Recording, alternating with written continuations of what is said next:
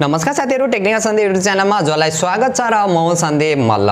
So guys, finally पोकोले Poco F3 लाई चाहिँ नेपाली बजारमा लन्च गरिसकेको छ। एकदमै बबाल प्राइसमा चाहिँ लन्च गरेको छ।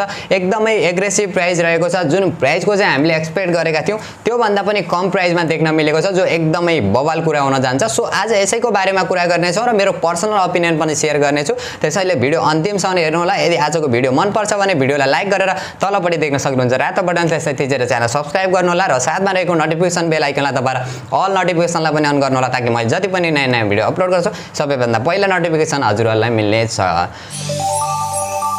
ओके, सो गाइज, अब चाहिँ ढिला नगरी आजको भिडियो सुरु गर्न चाहन्छु। सबैभन्दा पहिला चाहिँ म यसको प्राइसिङबाट नै सुरु गर्न चाहन्छु। जो हाम्रो नेपाली बजारमा चाहिँ दुईवटा भेरिएन्टमा लन्च भएको छ। जो यसको base variant 6GB plus 128GB को भने 46,999 रुपीज रहेको छ भने जो यसको higher variant 8GB plus 128GB को भने 51,999 रुपीज रहेको छ। एकदमै बबाल प्राइस हो। यसको फिचर स्पेसिफिकेसनलाई हेर्ने हो भने एकदमै एग्रेसिभ प्राइसमा लन्च गरेको छ। यसको डिस्प्लेको बारेमा कुरा गर्ने हो भने 6.7 इन्चको full HD plus E4 AMOLED display देख्न सकिन्छ, जसमा चाहिँ 120 हर्ट्ज को हाई रिफ्रेश रेट देख्न सकिन्छ भने 360 हर्ट्ज को चाहिँ टच सैम्पलिङ रेट देख्न सकिन्छ, जो एकदमै बबाल कुरा पनि हो। HDR10 प्लस को सर्टिफिकेसन मिलेको छ।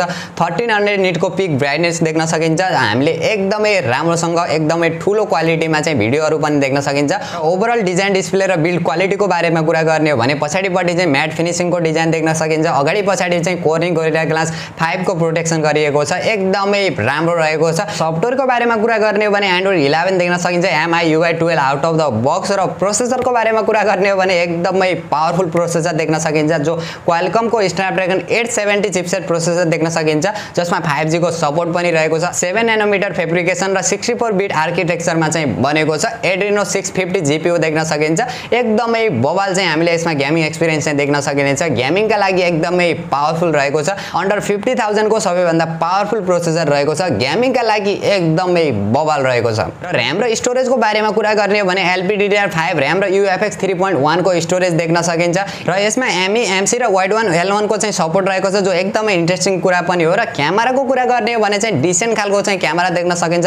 पछाडीपट्टि तीनवटा क्यामेरा देख्न सकिन्छ, जो मेन क्यामेरा 48 मेगापिक्सल को primary sensor, second camera 8 megapixel को अल्ट्रा वाइड सेन्सर र थर्ड क्यामेरा चाहिँ 5 मेगापिक्सल को माइक्रो सेन्सर देख्न सकिन्छ भने यसको जुन अगाडिपट्टिको सेल्फी क्यामेरा चाहिँ एकदमै राम्रो मान्न सकिन्छ। प्राइसिङलाई हेर्ने हो भने जो 20 मेगापिक्सल को चाहिँ यसको फ्रन्ट क्यामेरा देख्न सकिन्छ। ओभरअल क्यामेरा फिचर र क्वालिटीलाई हेर्ने हो र यसको प्राइसिङलाई हेर्ने हो भने चाहिँ हामीले यसमा डिसेन्ट खालको चाहिँ क्यामेरा फिचर र क्वालिटी चाहिँ देख्न सकिन्छ।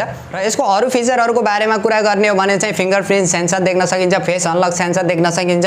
सेन्सरहरुको बारेमा कुरा गर्ने हो भने प्रोक्सिमिटी सेन्सर देख्न सकिन्छ, गाइरोस्कोप देख्न सकिन्छ। तर यसमा नराम्रो कुरा चाहिँ हामीले 3.5 mm को हेडफोन ज्याक चाहिँ देख्न मिल्दैन। यो चाहिँ एकदमै नराम्रो कुरा रहेको छ। गेमरहरुलाई चाहिँ स्पेशली यो कुरा चाहिँ आवश्यक पर्छ।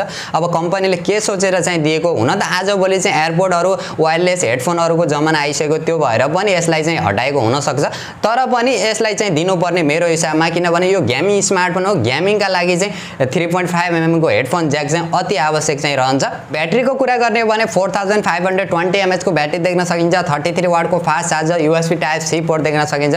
ब्याट्री एफिसिएन्सी पनि एकदमै राम्रो देख्न सकिन्छ। जुन 7 नैनोमिटर फेब्रिकेसन टेक्नोलोजीमा चाहिँ प्रोसेसर बनेको छ, त्यसको कारणले चाहिँ हामीले ब्याट्री एफिसिएन्सी राम्रो देख्न सकिन्छ। ब्याट्री ब्याकअप पनि एकदमै बवाल मान्न सकिन्छ।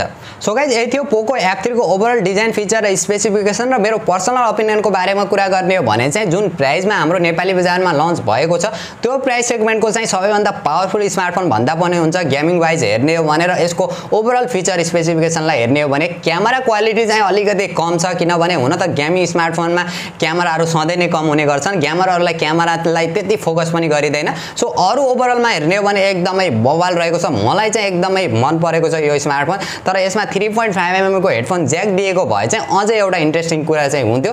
तर यसमा एउटा एकदमै राम्रो कुरा चाहिँ पोको नेपालले के गरेको छ भने हजुरहरुले यो स्मार्टफोनलाई चाहिँ 1 महिना भित्र नै किन्नु भयो भने चाहिँ इन्स्योरेन्सको चाहिँ व्यवस्था गरेको छ, जो एकदमै कमालको कुरा पनि हुन जान्छ। सो यही थियो पोको F3 को ओभरअल फिचर स्पेसिफिकेसन। मलाई चाहिँ एकदमै राम्रो लागेको छ। र हजुरहरु भने कति एक्साइटेड हुन्छ र जुन प्राइसमा नेपाली बजारमा लन्च भएको छ त्यो प्राइसका लागि चाहिँ हजुरहरु कति एक्साइटेड हुन्छ त्यो भने कमेन्ट गर्नु होला। र यदि भिडियो मन पर्यो भिडियोलाई लाइक गरेर तलपट्टि देख्न सक्नुहुन्छ रातो बटन, त्यसलाई थिचेर च्यानल सब्स्क्राइब गर्नु होला र साथमा रहेको नोटिफिकेसन बेल आइकनलाई दबाएर अल नोटिफिकेसनलाई पनि अन गर्नु होला, ताकि मैले जति पनि नयाँ भिडियो अपलोड गर्छु सबैभन्दा पहिला नोटिफिकेसन हजुरलाई मिल्नेछ।